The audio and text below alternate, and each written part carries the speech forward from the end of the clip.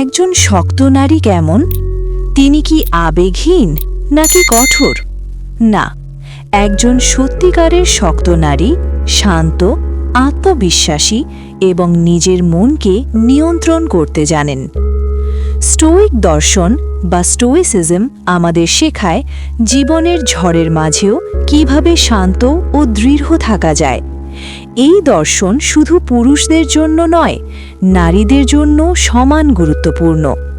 ইতিহাসে যেমন হিপাশিয়া তার সাহস ও মানসিক শক্তির জন্য বিখ্যাত ছিলেন। 1. নিজের নিয়ন্ত্রণে যা আছে। স্টোইক দর্শনের মূল শিক্ষা: যা তোমার নিয়ন্ত্রণে নেই তা নিয়ে দুশ্চিন্তা নয়।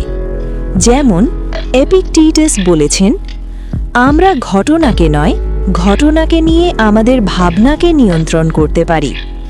একজন শক্ত নারী জানেন, অন্যের মতামত নয়, নিজের প্রতিক্রিয়াই তার শক্তি। 2. আবেগকে বোঝা, দমন নয়। স্টোইক নারী আবেগহীন নন। তিনি কষ্ট পান, ভালোবাসেন, কাঁদেন, কিন্তু আবেগ তাকে নিয়ন্ত্রণ করে না।